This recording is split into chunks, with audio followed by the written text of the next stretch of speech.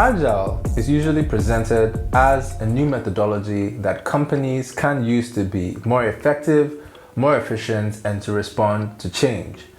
But did you know that you can apply Agile to your personal life and your work activities and become up to 10 times more productive? In this video, I will highlight the various aspects of Agile that can be transferred and applied to our everyday lives to make sure we're generating as much useful output as possible by managing our time, our attention, and our energy. If you're ready, then cue the intro.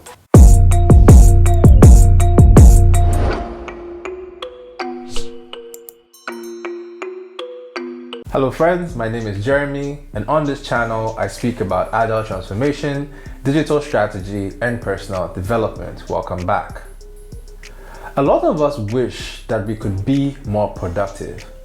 In the modern world, we have so many things competing for our attention and demanding our time that it becomes very difficult to focus and execute a lot of the things that we have planned. A lot of people think increasing your productivity means working more and that will become more exhausting. But the truth is actually the opposite. Increased productivity essentially means getting more done within a shorter period. So this will free up your time to do the things that you actually love and enjoy. Now, being productive first starts with the mind, and that is the first point that I want to touch on, which is mindset. When you take the Agile methodology and framework, one thing that is repeatedly highlighted is the Agile mindset. We are encouraged to be Agile rather than just do Agile.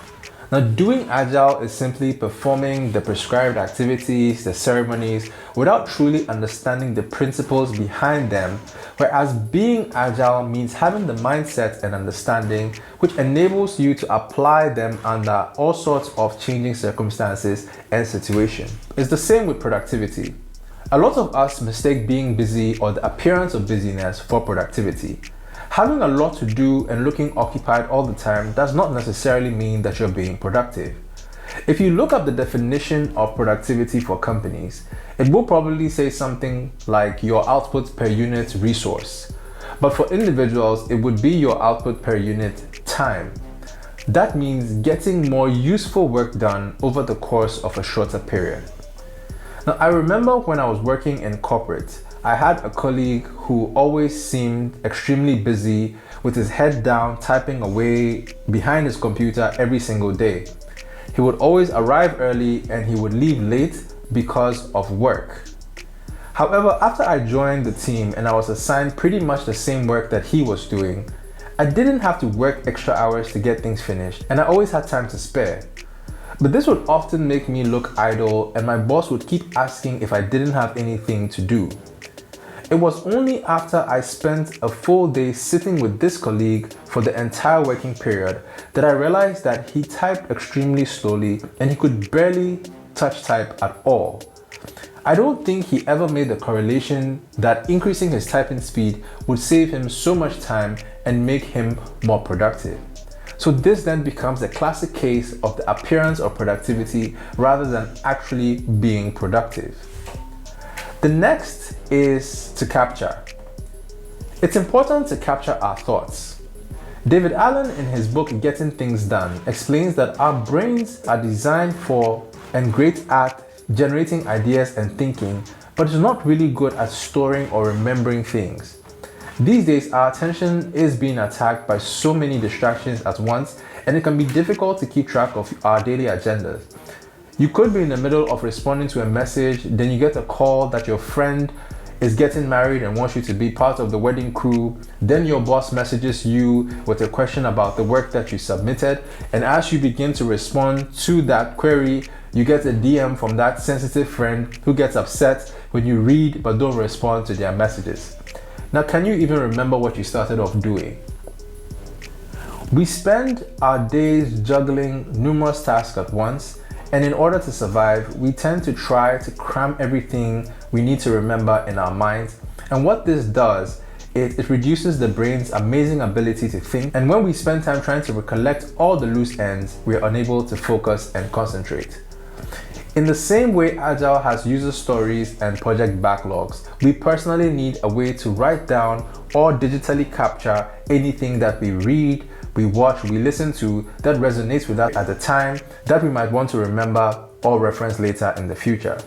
Now these days, there's a lot of note-taking apps and digital to-do lists such as Task or To-Do that allow you to take and make quick notes on the go. And even if you're driving, you can have one of those voice-to-text note-taking apps that makes capturing more easy and convenient.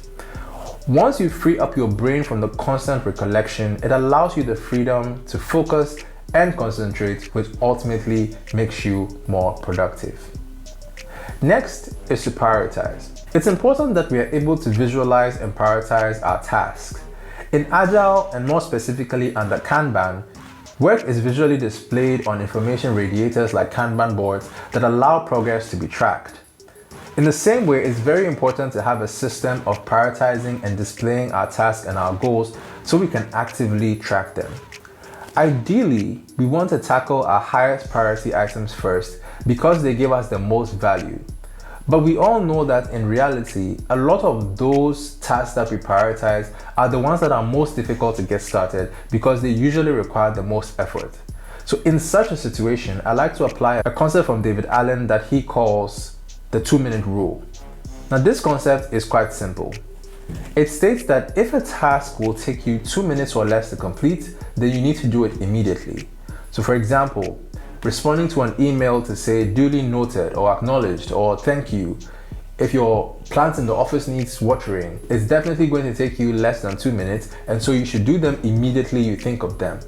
Now, once you start ticking off these small tasks that require minimum effort, it gets you in the groove, and once you get going, now you can jump into the more high value, high effort tasks and get them done. Finally, time boxing. In Agile, work is performed in iterations or sprints. Now these are short time box periods where a team focuses on completing a specific amount of work. Bringing that into your personal life, it's important that you're able to block out periods for undistracted and focused work, especially for high priority tasks that need to get done. I use a method that I found called the Pomodoro technique, which has been very effective for me. It simply entails working in short time boxes of 25 minutes, followed by a 5-minute break, and after you've done this 4 times, you get a longer 15-minute break. It was invented in the early 1990s by a university student called Francesco Cirillo, who was struggling to focus on his studies and complete assignments. He named it after the actual tomato-shaped timer that he used when he was working. And the Pomodoro is 25 minutes because that was found to be the perfect length of time to help you not procrastinate, to be productive, to create urgency, and to help you stay focused on any task that you're tackling. Now during the 5-minute break, you can get up, you can stretch, you can use the bathroom, or you can get some water. It's important not to spend the break sitting in the same spot that you're working. As you work, you also need to minimize distractions as much as possible. What you want is 25 minutes of intense focus, so you can't be checking your social media, your Instagram, your Facebook, etc. Now, it's also key to understand that this is just a framework to assist you, so you can modify the times to best suit your needs or your style. So rather than doing a 25-5 interval, you can extend or shorten the times as it suits you. Now, there is a physical Pomodoro timer shaped like a tomato that you can order online, or you can simply download a free Pomodoro app. Both of them perform the same functions and allow you equal flexibility.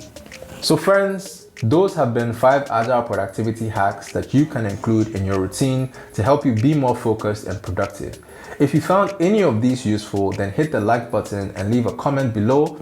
Also, if you're interested in more content like this, then subscribe to the channel and hit the notification bell so you don't miss out when I post new content. Until next time, have a productive week. Cheers, guys.